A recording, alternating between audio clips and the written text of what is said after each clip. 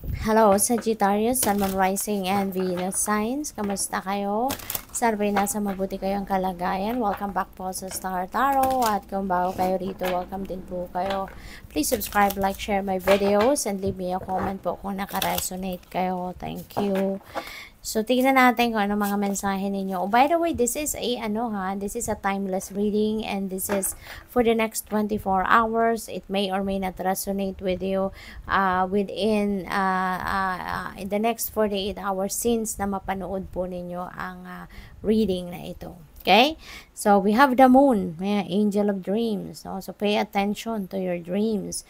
Okay? Kasi, pinapadalahan ka ng divine universe ng guidance through your dreams. So, pay attention ka sa mga elemento no, na nakikita mo sa iyong panaginip.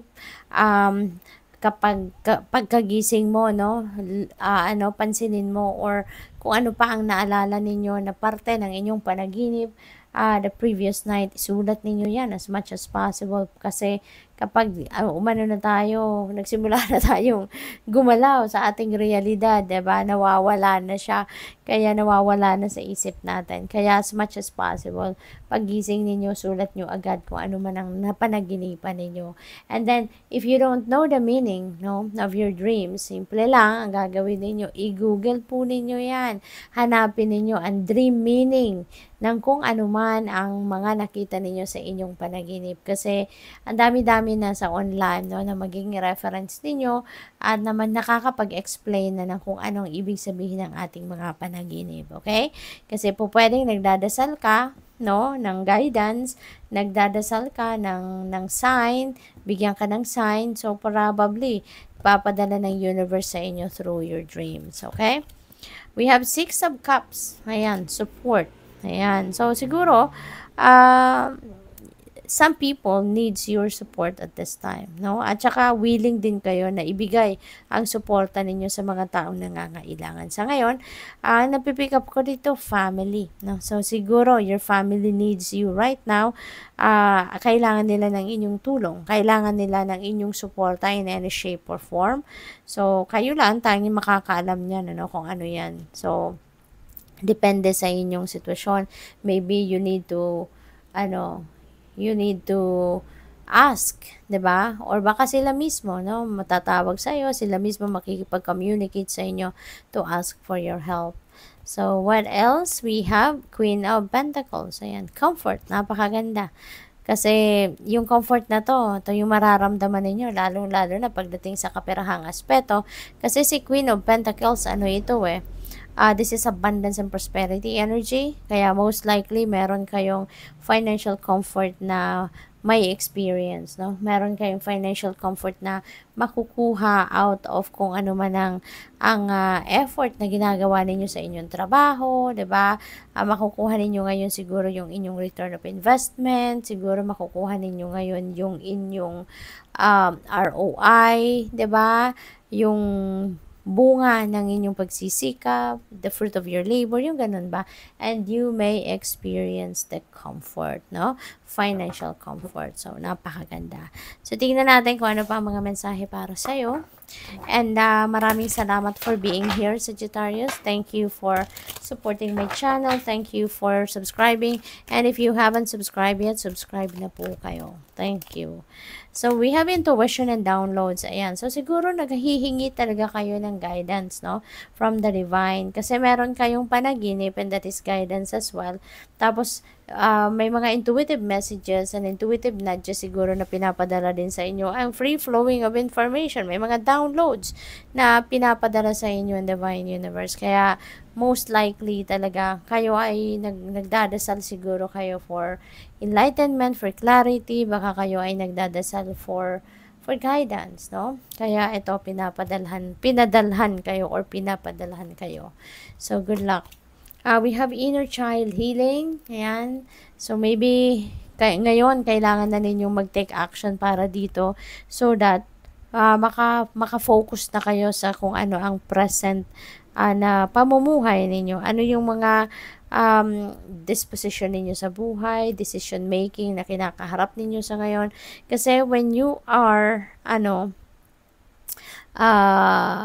kumbaga, tawag dito, yung parang na-stuck pa rin kayo or you are still in the shadow of your past, lalo-lalo na yung nung bata pa kayo, no? Siguro may mga naranasan kayo na hindi maganda, no? Yung mga childhood ninyo na experiences, baka merong hindi maganda na nangyari sa inyo, 'di ba? Naabuso kayo or yun, nag-aaway siguro kayo ng magulang mo, mga kapatid mo, na medyo siguro hanggang ngayon hindi pa rin naaayos, hindi pa rin naa-address. Kaya kayo, yung ganun, bit-bit ninyo yon, no, hanggang ngayon. And maybe it is affecting your decision making, it's affecting how you treat yourself, it's affecting how you perceive yourself, how you perceive life, no, how you perceive the world, yung mga ganon, malaki ang epekto siguro nito sa buhay ninyo. Kaya, it's about time na, to heal your inner child, okay? Para na makapag-move on ka na sa buhay at makapag-focus ka na, maging masaya ka na, no? Sa buhay ninyo sa ngayon. We have healing energy, napakaganda naman. Sagittarius, Archangel Raphael, no? Archangel Raphael dito na pipick up ko. He's going to help you, no, na magamot na kung ano man itong issue na to sa sarili mo. So, Archangel Raphael might help you, 'di ba? Papadalhan ka ng kanyang healing energy, tutulungan kanya na maging maayos na ang inyong pakiramdam, maging ma-fix mo na ang sarili mo, yung ganon, no? At makapag-move on ka na sa buhay. Napakaganda. At hindi lang yan, no? Baka kayo din ay merong mga nararamdaman. Baka physical, 'di ba? May mga physical ailments, may mga physical problems. Kaya maaari din na makareceive din kayo ng healing energy and you might start to feel that your vitality is back, your strength is back, yung gano'n, no? Good luck sa'yo. So, what else? We have fill your cup with sacred giggles. Ayan. Kailangan din ninyo ito. Kailangan natin na balanse sa buhay. Kailangan natin ng may time din tayo na magigil din tayo, maging masaya tayo, have fun. Diba? Kailangan din natin na mag-unwind, no? At ngayon, kung gusto ninyong magbungis-ngis kayo. Huwag ninyong tipirin yan. Diba? Huwag ninyong tipirin sa sarili ninyo yan. Kasi kailangan nyo din yan. If you feel like laughing, then laugh. Diba? Have fun. So, what else? Prosperity, sisters, are happiness and joy. Ayan, napakaganda. So, siguro meron ditong prosperity, na paparating sa inyo. Abundance and prosperity maybe are coming your way. Kaya napakaganda. Kasi ang epekto nito sa inyo, magiging masaya kayo, no? You're going to be happy and joyful. So, good luck. What else? We have unstick the stack. Wow, beautiful. Kasi moving forward na kayo. Moving on na kayo. Aalisin mo na yung sarili mo dito sa pagkaka-stuck, no? Maaalis na kayo dito sa stagnation energy and you are going to start taking action. You are on the move na, kumbaga, no?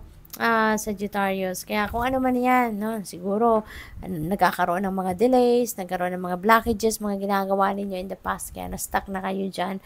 Or baka, alam yun, wala na nangyayari, wala nang opportunity, diba, to move forward. Kaya na-stuck na kayo, na-stagnate na kayo. But now, that's coming to an end kasi you are going to unstick the stack na, no?